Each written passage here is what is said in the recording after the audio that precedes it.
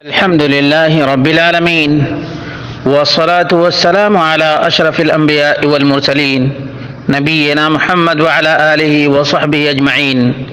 قال الله تعالى: يا أيها الذين آمنوا لا تقدموا بين يدي الله ورسوله. ایمان والو، اللہ اور اس کے رسول سے آگے نہ بڑھو.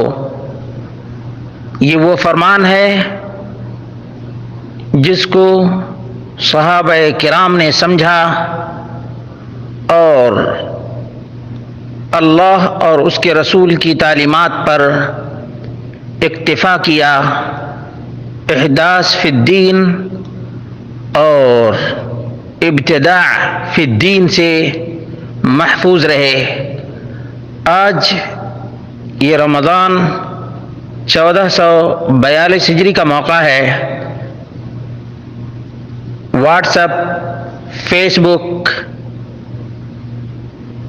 اور ٹیلی گرام، طرح طرح کے وسائل متوفر ہیں.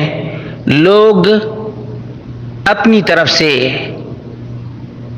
تحفے بناتے ہیں. ہمارے سامنے ایک تحفہ ہے جس میں لکھا ہے سحری کا نایاب تحفہ. یہ تحفہ نہیں، ہلاکت ہے. دین میں اضافہ ہے. یہ تحفہ نہیں، احداث فی الدین ہے. یہ تحفہ نہیں، کل محدثۃ بدعہ ہے. بدعہ. سحری کے وقت میں کوئی مخصوص دعا اللہ کے رسول صلی اللہ علیہ وسلم سے ثابت نہیں ہے. اس نے سحری کا نایاب تحفہ بتایا ہے: لا الہ الا اللہ الحی القیوم القائم علی کل نفس بما کسبت.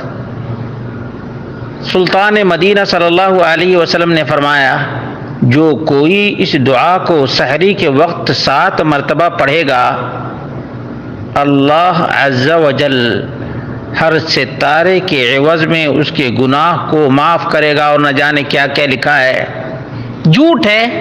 نبی مکرم صلی اللہ علیہ وسلم نے فرمایا: من کذب علی متعمدا فلیتبوأ مقعدہ من النار. یہ حدیث متواتر ہے.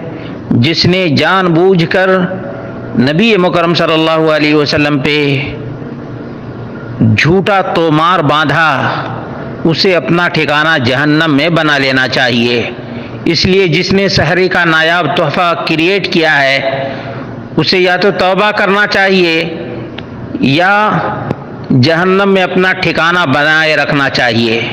یہ بہت ہی خطرناک معاملہ ہے کہ اللہ کے رسول صلی اللہ علیہ وسلم کی طرف دھڑلے سے جو چاہتا ہے میسیج کریٹ کرتا ہے اور منسوب کر دیتا ہے. سنگینی کا احساس نہیں کہ جہنم اس کا انجام ہے. جہنم اس کا انجام ہے.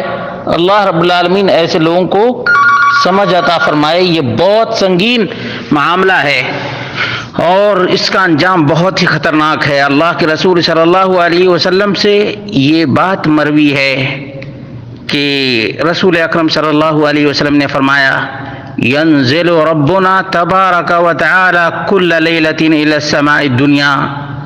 ہمارا پروردگار اللہ تعالی ہر رات آسمان دنیا پر نزول فرماتا ہے. حین یبقى ثلث اللیل الآخر. جب رات کا تہائی حصہ باقی رہ جاتا ہے، جب رات کا آخری تہائی حصہ باقی رہ جاتا ہے، یقول اللہ تبارک و تعالی کہتا ہے: من یدعونی فاستجیب لہ. ہے کوئی دعا کرنے والا جس کی دعا قبول کر لوں. من یسألنی فاعطیہ. ہے کوئی مانگنے والا جسے عطا کر دوں. من یستغفرنی فاغفر لہ. کوئی مغفرت کا طلبگار ہے جسے مغفرت عطا کر دوں. صحیح بخاری حدیث نمبر 1094. صحیح مسلم حدیث نمبر 758. معلوم یہ ہوا کہ آدمی جو بھی دعا کرنا چاہے سحری کے وقت میں کرے. بالکل کرنے کا وقت ہے، مناسب ہے. اللہ رب العالمین خود کہتا ہے من یدعونی فاستجیب لہ من یسألنی فاعطیہ من یستغفرنی فاغفر لہ. یہ اللہ رب العالمین خود کہتا ہے. تو اپنی زبان میں دعا کریں، اپنی زبان میں دعا کریں، التجائیں اور فریاد کریں. اللہ رب العالمین تو دینے کے لیے تیار ہے، مانگنے والا نہیں، مانگنے والا نہیں.